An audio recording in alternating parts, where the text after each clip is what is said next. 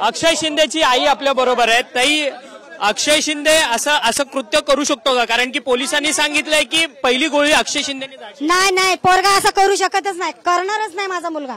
परंतु तुम्ही म्हणतायत की तो हे कधी दिवाळीमध्ये त्याने नाही नाही चालवत, हो फटाकडी पण नाही चालवले माझ्या मुलाने, अजून त्याला गाडी पण नाही चालवता येत। परंतु या सगळ्या संस्था चालकांना वाचवण्याकरता या तुमच्या मुलाचा बळी गेला। हा हा हा, बरोबर बरोबर, एक नंबर तुम्ही बोलले ती गोष्ट खरं आहे।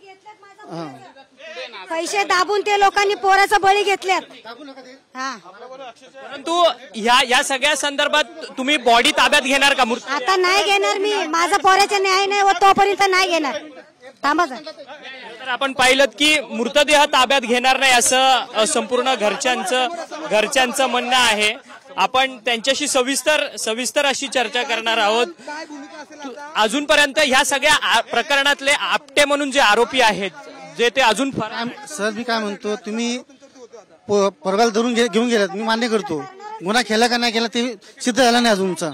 आणि शाळामधले 6 माणसं ते फरार आहेत, त्यांना धरले नाही अजून।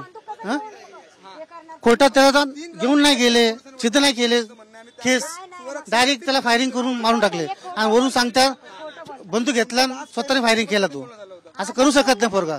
परंतु अक्षय शिंदेने पहिली गोळी झाडल्याचा दावा पोलीस करतात, ते खोटा आरोप आहे, खोटा आरोप आहे। त्याला आपला हे ना फटाकडी ते वाजवता येत नाही। ही घटना जवळपास 12-13 तारखेची घडलेली त्या बलात्काराची घटना आहे। FIR व्हायला जवळपास खूप मोठा झाला।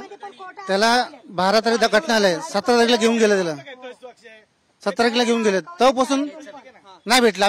आता हा समोर केला समोर आणि ते 3 समोर झाले, आम्हाला मुलाखत जातोय तर हा समोर बघतो त्याला हे केलं। त्याच्यावर दबाव होता का? तुम्ही वारंवार भेटायला गेलेला होता? नाही नाही, पोलिसांनी दबाव निर्माण केला। गेला समोर त्याच्या पाय येत नाहीये, हे पुन्हा पुढून टाकलं, त्याला चालता येत नव्हतं। हा समोर विचारला, नाही मारलं नाही आम्हाला म्हटलं।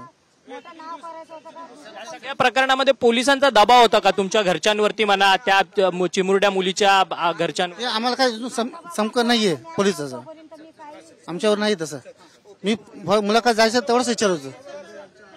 धन्यवाद, तुम्ही आमच्याशी बातचीत केली होते। अक्षय शिंदेचे वडील ज्यांनी थेट आरोप लावलेला आहे की खरं तर माझ्या मुलाचा या सगळ्या संदर्भात गुन्ह्याच्या संदर्भात काहीच त्याचा गुन्हा नाहीये, परंतु माझ्या मुलावरती पोलिसांनी कुठेतरी दबाव निर्माण केलेला होता आणि माझ्या मुलाला गेल्या सोमवारी आम्ही भेटायला गेलेलो होतो, त्यावेळेस त्याला मारहाण सुद्धा मोठ्या प्रमाणात पोलिसांकडनं करण्यात आलेली होती आणि आता आम्ही मृतदेह ताब्यात घेणार नाही अशी भूमिका जी आहे ती मृत अक्षय शिंदेचे आई वडील जे आहेत ते इथे कळवा सिव्हिल हॉस्पिटल रुग्णालयात आलेले आहे अशी त्यांची प्रमुख भूमिका जी आहे ती त्यांनी आपल्यासमोर मांडलेली आहे। परंतु अद्याप देखील पोलीस या सगळ्या प्रकरणाचा पुढचा तपास करताना आपल्याला पाहायला मिळते।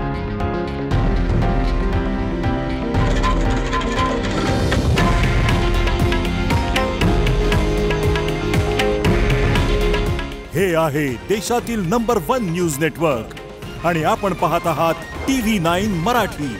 काळजी तुमची, हित महाराष्ट्राचं।